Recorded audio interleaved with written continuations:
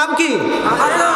এ মুসলমান বন্ধুগণ, আল্লাহর নবীকে কানে কানে কে যেন বলে মুহাম্মদ বিন আব্দুল্লাহ, ও আখিরি জামানার নবী আলীর মা অর্থাৎ এই আবু তালিবের স্ত্রী একটা সন্তান ডেলিভারি করেছে কাবার ভিতরে। ওই সন্তান চোখও খোলে না, মুখও খোলে না। তাড়াতাড়ি যান আপনি কাবার ভিতরে। আল্লাহর নবীজি চলে আসলেন কাবার ভিতরে। এসে দেখেন হযরত আলীর মা সন্তান কোলে করে নিয়ে কান্না করতেছে। আল্লাহর নবীকে আলীর মা খুব ভালোবাসতো। হুজুর আমার যখন সামনে দাঁড়াইলো, হুজুরকে দেখে আলীর মা কান্না আরো জোরে জোরে কান্না করতেছিল। ও বেটা রে, দেখো দেখো তোমার ভাই জন্ম নিয়েছে, চোখও খোলে না, মুখও খোলে না।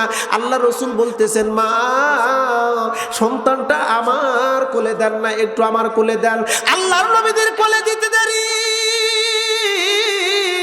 এই হযরত আলী চোখ খুললেন।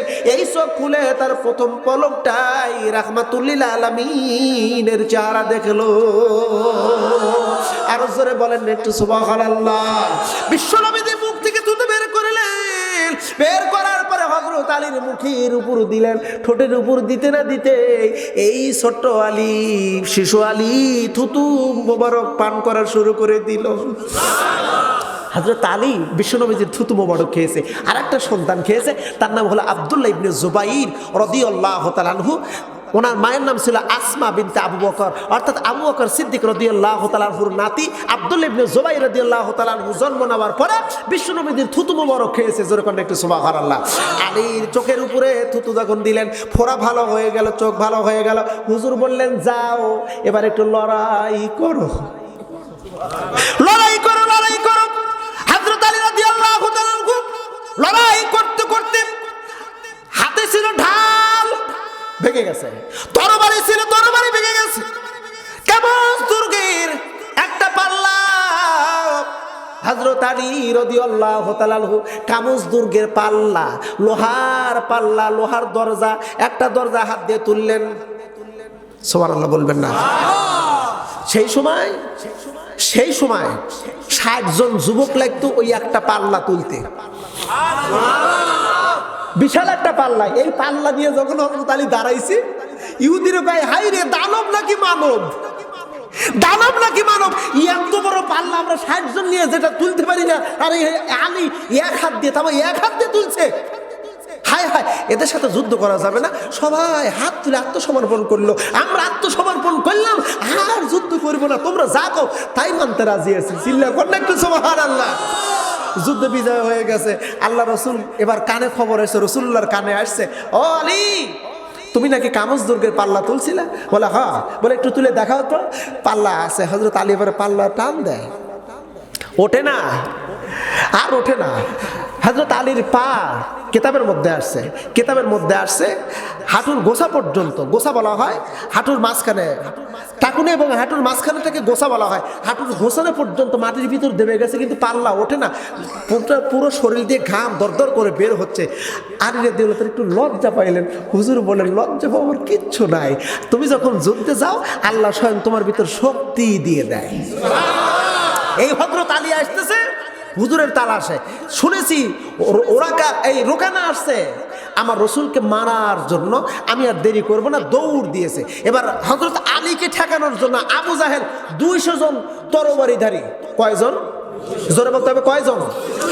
একদম ছাপা এবং মারোয়া পাহাড়ের সামনাসামনি 200 জনকে সেট করে দিয়েছে, যাতে আলী ঢুকতে না পারে। বিশ্বনবী চলে গেছেন ছাপা মারার পাহাড়ের দিকে অগ্রসর হচ্ছেন, আলী আসতেছেন। 200 জন দাঁড়ায় বলছে, আলী কই যাস? বলে আমি একটু যাব ওইদিকে। ওইদিকে তোমার যাওয়া যাবে না, নিষেধাজ্ঞা। কেন যাওয়া যাবে না? বলে নিষেধাজ্ঞা তো নিষেধাজ্ঞাই, যাওয়া যাবে না এক কথা। যদি যাও আমাদের হাতে তরবারি আছে। আলী বলতেছে, দেখো তোমাদের হাতে তরবারি আছে, আর আমি কি বসে থাকবো নাকি? আমার হাতেও কিন্তু শক্তি আছে, আমার কাছে ইমানি শক্তি আছে। তবে একটা কথা শুনে রাখেন, ইমানি শক্তি হলো পৃথিবীর সবচেয়ে বড় শক্তি। ইমানি শক্তি সবচেয়ে বড় শক্তি। হযরত আবু বকর সিদ্দিক রাদিয়াল্লাহু তাআলা আনহুকে আল্লাহ রসুল তখন বলে, ও আবু বকর, মালিক ইবনে দিনার আসছে, তার সাথে তোমাকে যুদ্ধ করতে হবে। সে 26,000 সৈন্য আনছে, আবু জাহেল ভাড়া করে আনছে, অনেক ইতিহাস। তোমাকে যুদ্ধ করতে হবে। আবু বকর বলে, ইয়া রাসূলুল্লাহ, এত সৈন্যর সাথে আমি যুদ্ধ করব?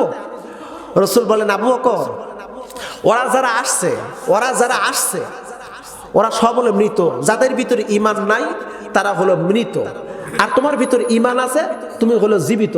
আচ্ছা আবু বকর, বলো তো, মরা মানুষের সাথে 1000 মরা মানুষ, 20,000 মরা মানুষ, 50,000 মরা মানুষের সাথে যুদ্ধ করার জন্য তুমি আবু বকর কি পারবে না? আবু বকর বলে, ইয়া রাসূলুল্লাহ, 26,000 কেন, 26 লক্ষ আসলেও আমি আবু বকর একাই যথেষ্ট, চলেন আমি যুদ্ধ করার জন্য প্রস্তুত। জোরে কোন সুবহানাল্লাহ। হযরত আলী বললেন, আমার ভিতরে শক্তি আছে, ছেড়ে দাও, আমি এদিকে যাব। বলে, যাওয়া যাবে না। কে যেন ডাক দে, বলে, আলী রে, এই সময় গোলমাল করা যাবে না, ফিতনা করা যাবে না, তুমি একটু কায়দা অবলম্বন করো। কি কায়দা? বলে, একটু আজান দাও। সুবহানাল্লাহ বলবেন না? বিপদে আপদে মুসিবতে যখন পড়বেন আজান দিবেন। আল্লাহু আকবার, আল্লাহু আকবার, আল্লাহু আকবার,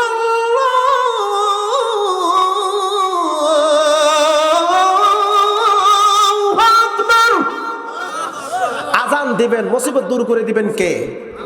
এত ধীরে বললেন, কষ্ট হচ্ছে মনে হয়, তাই না? এই যে ঝড় তুফান আসে, শিলা বৃষ্টি হয়, রাসূল বলেন আজান দাও, আজান দিলে রহমত করবেন কে? আলী রে, আজান দাও। হযরত আলী আল্লাহু আকবার ধ্বনি উচ্চারণ করলো একবার। জোরে বলুন, কয়বার? আজকে বড় দুঃখ হয়, বড় আফসোস হয়, এখান থেকে এই চলনালী উত্তরপাড়া থেকে আগামীকাল সকালবেলা 10 জন 20 জন 50 জন একত্রিত হয় এই স্লোগান দিয়ে যদি চাষকর বাজারে গুরদাসপুরের দিকে যদি যাওয়া যায়, একদল লোক চোখ বড় বড় করে তাকাবে, দেখ রে আসতেছে ক্যাডার, সেটি জামাতের ক্যাডার। কথা বলেন। আমি প্রশ্ন করি, ভাই বলেন তো, এটা কি জামাতের স্লোগান নাকি আল্লাহর দেওয়া কালেমা? কালেমাতুল্লাহি আল উলিয়া, এটা হলো আল্লাহর কালেমা, আল্লাহর কালেমা। তোমরা যারা অপবাদ দাও, তোমরা বোঝো না। আহারে নির্বোধ, কপাল পোড়া, তোমাদের মুখের স্লোগান কি? ছয় মা দুর্গা। আস্তাগফিরুল্লাহিল আযীম। তোমার মুখ পবিত্র, পবিত্র মুখে পবিত্র শব্দই মানায়, নাফাকি শব্দ মানায় না। জয় হিন্দি থেকে এই শব্দটা আসছে, জয় হিন্দ। ইতিহাস পড়েন, ইতিহাস একটু জানেন। মুসলমান ভাইরা রে, হযরত আলী একটাবার আল্লাহু আকবার বলেছি, 200 জনের হাতে তরবারি, ডান হাতে তরবারি, বাম হাতে ঢাল, ডান কানে চুলকানি শুরু হয়ে গেছে। 200 জন ওই কাফেরদের কানের ভিতরে